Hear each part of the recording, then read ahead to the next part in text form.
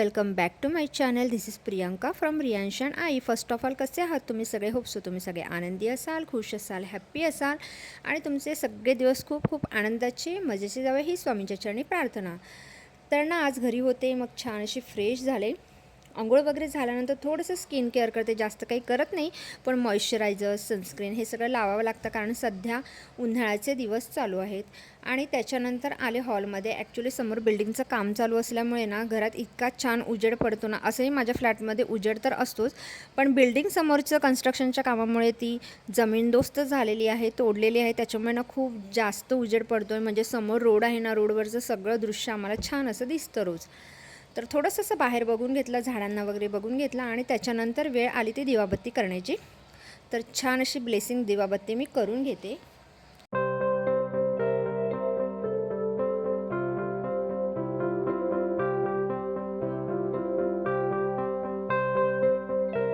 जेव्हा मी दिवाबत्ती करायला घेतली होती ना, तेव्हा मी दूधही साईड बाय गरम करायला ठेवलं होतं आणि मी विसरून गेले की दूध गॅसवर गरम होत आहे आणि त्याच्यात आहे ना ते उतू गेलं आणि अशा प्रकारे माझी शेगडी मेसी झालेली आहे.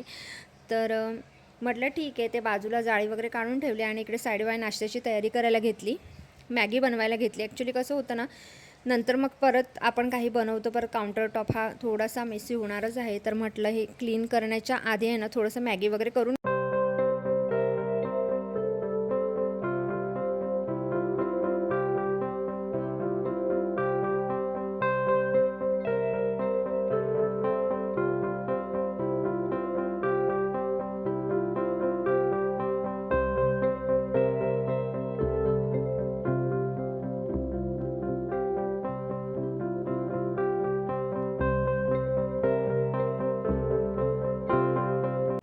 टी व्हीवर तारक मंत्र लावला होता. सकाळी फ्रेश झाल्यानंतर तारक मंत्र ऐकला ना तर खूप मनाला शांतता आणि प्रसन्न वाटतं. तर इकडे माझी मॅगीही रेडी झाली होती. मॅगीसोबत खाण्यासाठी थोडेसे मी स्टिक्सही घेतले होते, छान लागतात. तुम्ही एकदा ट्राय नक्की करून बघा, छान लागतं असं काहीतरी स्नॅक्स मॅगीसोबत खाण्यासाठी. आणि त्याच्यानंतर मी आणि रियांश नाश्ता करण्यासाठी बसलो. ॲक्च्युली आज ऑफिसला जाण्याचं असं काही फारसं रिझन नव्हतं, पण कधी कधी काय होतं ना, असं वाटतं की घरी थांबावं, ऑफिस थोडंसं स्किप करावं. तर आज मी ऑफिस स्किप केलं होतं आणि घरी थांबले होते. तर छान असा नाश्ता आम्ही दोघांनीही करून घेतला. त्याच्यानंतर पुन्हा आले माझ्या कम्फर्ट झोनमध्ये म्हणजे किचनमध्ये आणि हे मिनिट फ्लिपकार्टवरून थोडंसं सामान मागवलं होतं जे संपलं होतं. ॲक्च्युली सुट्टीचा दिवस असतो ना, मी घरी असले की मला कुठेही जायला आवडत नाही. असं वाटतं फक्त आणि फक्त जेवढा वेळ आपण घरी आहोत पूर्ण वेळ फक्त आणि फक्त घरासाठी द्यावा.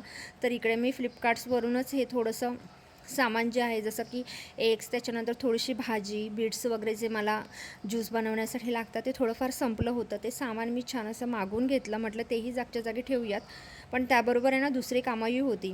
तर हे सामान मी सगळे एका सुपामध्ये ठेवून घेतल्यानंतर ते जागच्या जागी जाईलच. आणि त्याच्यानंतर आहे ना अंडी असतात ना, मी म्हणजे फ्लिपकार्टमधून असू दे किंवा इतर कुठून दुकानातून वगैरे आणली तरी ती सगळ्यात आधी ना स्वच्छ धुवून घेते आणि नंतरच ती फ्रीजमध्ये ठेवते. कारण कसं होतं ना, अंड्याला थोडंसं म्हणजे थोडेच क्लीन नसतात कधीकधी. आता हे फ्लिपकार्टवरून मागवले त्याच्यामुळे ती क्लीन होती, पण तरीही मी ती स्वच्छ क्लीन केली आणि नंतर ती व्यवस्थित फ्रीजमध्ये ठेवून दिली.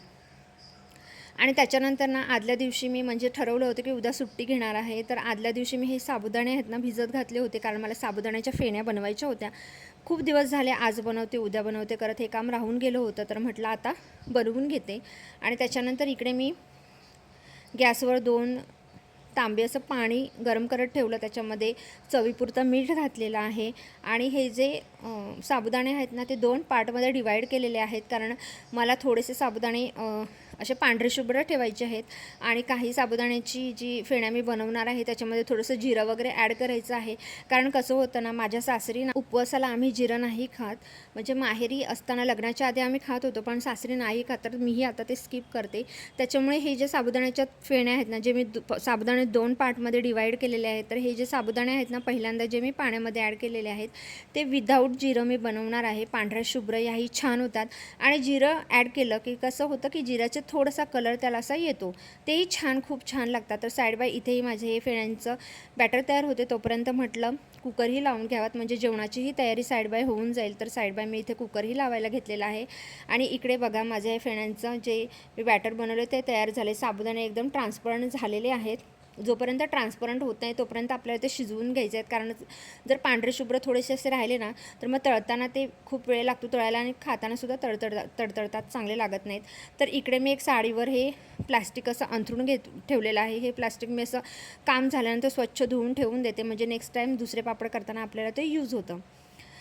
तर इकडे आता मी ह्या साबुदाण्याच्या फेण्या गोलाकार आकारामध्ये करून घेते. तुम्हाला हवं तर छोट्या मोठ्या जशा साईजच्या हव्या तशा करते. मी ह्या पोहे खाण्याचा जो चमचा असतो ना त्याच्या मदतीने मी हे असे छोटे छोटे ह्याचे पापड बनवून घेत होते.